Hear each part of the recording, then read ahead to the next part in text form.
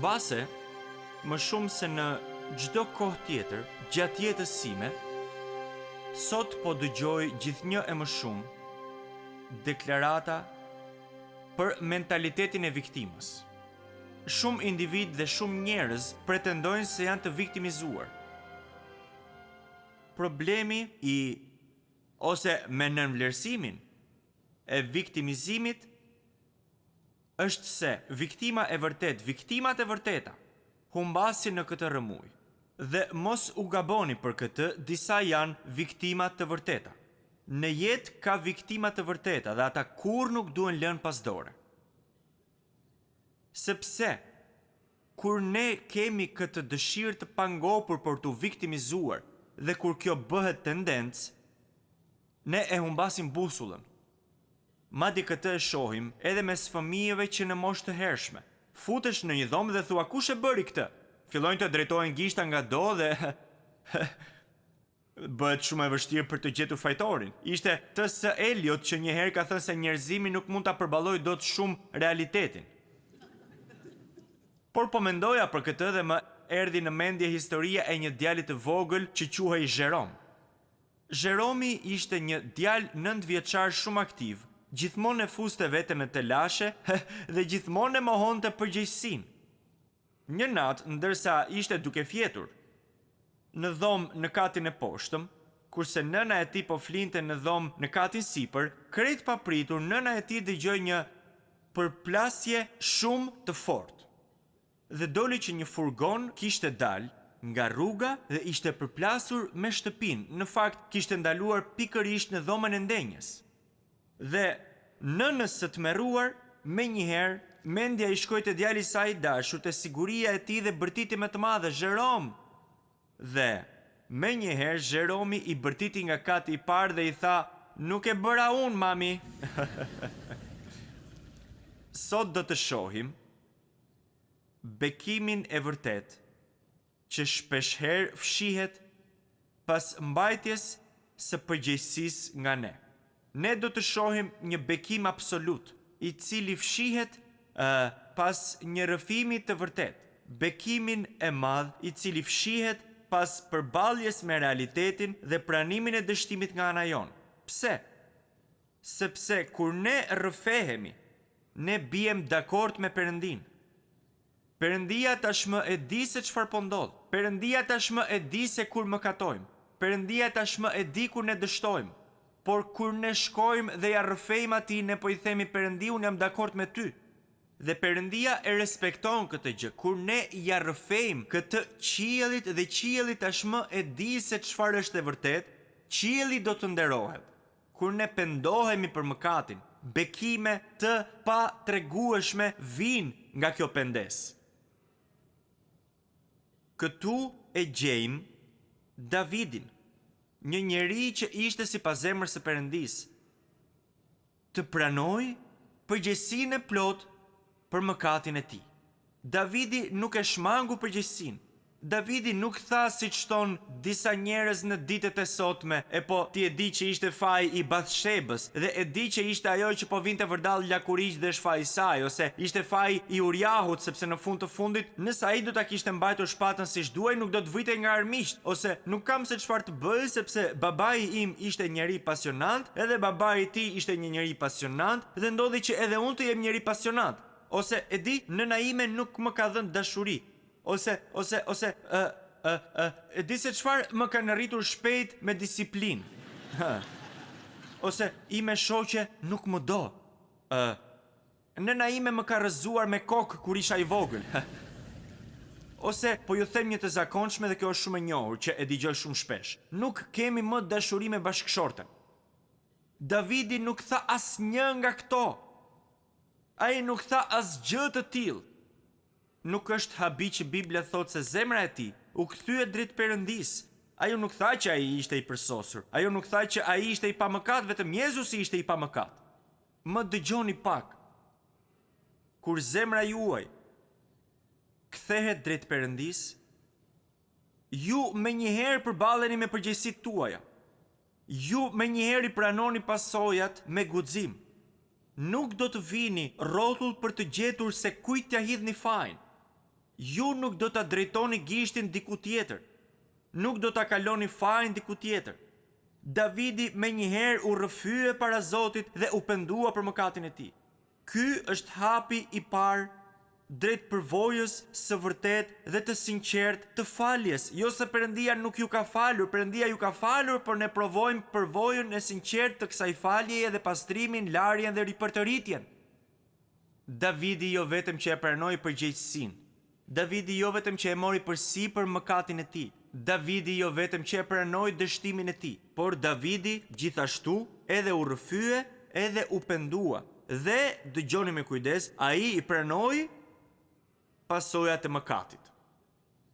Të dashur, kjo është një çështje për të cilën shumë besimtarë të krishterë janë të pështjelluar. Kam folur me mjaftueshëm njerëz që të di se ka shumë pështjellim veçanërisht për këtë çështje. Po flas për të bërë dallimin mes faljes absolute dhe të pakufizuar të Perëndisë për mëkatin ton kur ne pendohemi dhe shenjave që shpesh herë lën pas këto mëkate. Disa prej tyre zgjasin për një kohë të gjatë mbas edhe për gjithë jetën. Gjithmonë bëjeni këtë dallim, sepse nëse nuk e bëni këtë dallim do të futeni në telashe. Ka disa njerëz që i shohin këto shenja që janë pasojat e natyrshme të mëkatit dhe mendojnë se për shkak të këtyre shenjave Perëndia nuk i ka falur ata. Çfarë? Më dëgjoni me kujdes. Kjo është një gënjeshtër e Satanit. Nëse shihni pasojat e mëkatit të Davidit, nëse shihni shenjat tragjike që ai mëkat la pas, dikush mund të thotë ose të pyesë, çfarë lloj falje është kjo? Pse nuk i hoqi Perëndia këto shenja? Do të vijë edhe te kjo pas pak çastesh. Mbajeni mend ose shënojeni diku, sepse do të vijë edhe te kjo. Pra le të shohim pak pasojën e parë të këtij mëkati, që fëmia që lind nga kjo martesë, nga mëkati që solli kur o shkeljen vdes. Jo të gjitha vuajtjet janë rezultati i mëkatit, disa po, por jo të gjitha. Ne e dim historinë e Jobit, arsyeja pse kjo është në Bibël është që të na kujtojë se ndonjëherë i drejti vuan për hir të drejtësisë. Mos i ngatroni këto të dyja. Por njerëzit thonë pa prit pak. Cili është faji i fëmijës këtu? Oh jo, fëmia nuk ka faj. Fëmia nuk vuajti. Fëmia shkoi në parajsë siç shkojnë të gjithë fëmijët. Janë prindrit ata që vuajnë. Fëmia nuk vuajti. Davidi kishte qenë një general i madh, Davidi kishte qenë një mbret i madh, Davidi kishte qenë një autor i mrekullueshëm këngësh, si asnjë më parë ose më pas. Por siç e pam në mesazhin e shkuar, Davidi dështoi të ushtronte udhëheqësi shpirtërore, udhëheqësi dhe leadership me përulësi, udhëheqësi shpirtërore në shtëpi. Përqendrohuni pak me mua, ju lutem, për një çast përqendrohuni me mua. Nëse nëna dhe babai i thon Billit, Billi mos luaj me shkrepse. Billi mos e prek sobën. Billi mos e bëj këtë sepse është e rrezikshme, do të lëndohesh. Por pastaj Billi, duke njohur natyrën njerëzore, shkon dhe e bën. Dhe pastaj digjet. Imagjinojeni Billin në një ambulancë që nxiton drejt spitalit. Kur Billi ka dhimbje dhe u thot, mami, babi, më vjen keq, unë duhet t'ju kisha dëgjuar, më falni. Sigurisht që ata do ta falin atë. A kam të drejtë? Sigurisht, pa dyshim që po. Por sërish dhimbja nuk do t'i largohet dhe shenjat do t'i mbeten për një kohë të gjatë. Mëkatet tuaja dhe falja e tij nuk ndikojnë kur te cilësia e dashurisë që ai ka për ju. Në të njëjtën mënyrë, falja as nuk i ndalon pasojat e mëkatit, apo t'i fshi pasojat ndonjëherë. Pse? Sepse falja e Perëndisë nuk e ndryshon faktin se mëkati është një shkelje e drejtësisë. Kjo falje, për të cilën po flas, është falja e përditshme, nuk e kam fjalën për shpëtimin. Shpëtimi është vendosur që në çastin kur ju vini te Jezusi, kjo nuk ndikon në shpëtimin tuaj. Kur Jezusi u mësoi dishepujve të tij lutjen e Zotit, Ati ynë që je në qiell, ai vazhdon më pas dhe thot, dhe na i fal fajet tona ashtu siç u falim ne fajtorëve tan. Ai këtu nuk e ka fjalën për shpëtimin, e ka fjalën për jetën e përditshme. Në të njëjtën mënyrë, kur Pietri reagon kur Jezusi i lan këmbët dhe i thot, ti nuk mund të mi lash mua këmbët, dhe Jezusi i thot, po nëse nuk ti laj këmbët, ti nuk je pjesë në mua, Pietri sërish me të njëjtin reagim, i thot, po, jo vetëm këmbët, por nëse është kështu, më laj të gjithin. E dini se çfarë i tha Jezusi? Ai i tha, jo Pietër. Ata që janë lartë tashmë kanë nevojë që të lajmë vetëm këmbët.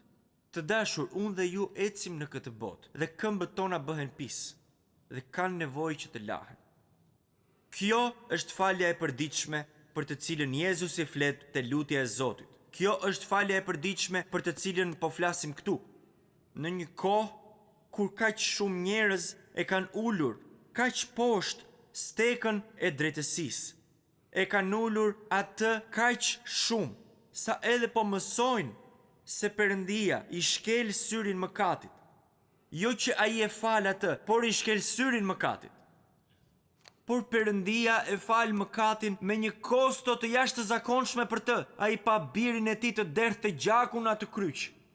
Mos e njollosni drejtësinë, ose të ulni stekën e drejtësisë aq poshtë sa drejtësia dhe mëkati të përzihen, të mjegullosh kufirin mes mëkatit dhe drejtësisë. Nuk është nga Perëndia, sepse mëkati i kushtoi shumë Perëndisë. Dhe prandaj, ne kurrë nuk mund ta mjegullojmë kufirin mes drejtësisë dhe mëkatit. Ne kalojmë nga mëkati drejt drejtësisë. Sigurisht, ky, të dashur, më lejoni t'ju them se ky është gëzimi i besimtarëve. Nuk duhet t'ju shpëtoj kjo që do t'ju them, ju lutem, është e rëndësishme, sepse kur ne mjegulojmë kufirin mes mëkatit dhe drejtësisë, kjo do të thotë se Jezusi derdhi gjakun dhe vdiq më kot për mëkatin ton. Do të thotë se ai la lavdin e qiellit dhe erdhi si një embrion në barkun e një virgjëreshe më kot. Do të thotë se shenjtëria e Jezusit nuk ka asnjë vlerë. Më lejoni që t'ju shpjegoj në këtë mënyrë. Kur Perëndia na dha falje, ai nuk i dënon ato që ne kemi bërë. Ndërsa Perëndia na shpengon, ai nuk e pranon justifikimin ton për fajin. Ai më detyroi ta bëja. Ajo më detyroi ta bëja. Djalli më detyroi ta bëja. Kur na thuhet se Perëndia nuk na dënon për mëkatin ton, kjo do të thotë se Perëndia jo vetëm që na fal, por ai edhe harron. Kjo nuk do të thotë se ai vuan nga amnezia. Jo. Do të thotë që ai nuk i mban ato kundër nesh. Kur ai nuk i mban mëkatet tona kundër nesh, ai nuk i sheh ato në një mënyrë të shkujdesur. Nuk ka gjë. Jo. Dhe për këtë arsye, si prindër dhe gjyshër, ne duhet të marrim kohë për t'i ndihmuar fëmijët tanë që të kuptojnë se pse e gabuara është e gabuar dhe pse ne i falim ata. Ne duhet t'u shpjegojmë me të vërtetë dhe me shumë kujdes se ndërsa ne i falim plotësisht ata, shpesh herë disiplina e duhur është e nevojshme. Ne duhet të investojmë kohë për të treguar atyre se pasojat ose një lloj disiplinimi qëndron në zemër të dashurisë që kemi për ta. Për disa njerëz, disiplinim është një fjalë e piset. Nuk është kështu. Do të thotë që ti trajnosh ata. Nuk do të thotë që ti rrahësh. Jo, do të thotë që ti trajnosh në rrugën e duhur. Këtë kuptim ka fjala disiplinim në shkrim. Perëndia na trajnon, ai na do, prandaj edhe na disiplinon, ai na trajnon. Disiplinimi pa shpjegim, më dëgjoni pak, disiplinimi pa shpjegim është po aq i keq sa ti shkelësh syrin mëkatit. Dua që ta përsëris këtë. Disiplinimi pa shpjegim është po aq i keq sa ti shkelësh syrin mëkatit. Mësoni që të merrni përsipër përgjegjësi për veprimet tuaja. Është hapi i parë. Të dashur, unë jam i bindur se ky është hapi i parë për paqen. Paqen e zemrën tuaj, paqen në familje, paqen në shoqëri, paqen në vendin e punës. Ky është hapi i parë. Më dëgjoni pak. Mos e ngatërroni faljen e Perëndisë me shenjat që mëkati mund të ketë krijuar. Dhe kur mos e harroni se falja e Perëndisë nuk do të thotë se ai nuk e urren më mëkatin. Fakti që ai e fal mëkatin nuk do të thotë se ai nuk e urren më atë, ose nuk e sheh më mëkatin si të neveritshëm. Kur mos mendoni se me që Perëndia është një Perëndi që fal, dhe prandaj këtë falje duhet ta marrim për të mirëqenë. ose të justifikojmë veten dhe të mendojmë se e meritojmë faljen e tij. Siç e thash, ndonjëherë shenjat e mosbindjes do të mbeten për një kohë të gjatë. Ju lutem. Këto shenja jo vetëm që le t'ju kujtojnë atë vepër mosbindje, por mbi të gjitha ato le t'ju kujtojnë hirin e Jezus Krishtit dhe faljen dhe zemrën plot dashuri të Jezusit. Në rastin e Davidit, shpata ishte me 2 tehe. Ajo veproi kundër Uriahut, por veproi gjithashtu edhe kundër shtëpisë së Davidit. Dëgjoni se çfarë thot Jezusi te Mateu 7:2. Sepse ju do të gjykoheni sipas gjykimit me të cilin ju gjykoni, dhe me masën me të cilën ju masni do t'ju masni të tjerët. Për këtë arsye, unë jam i shpejt për të falur, sepse dua që të falem.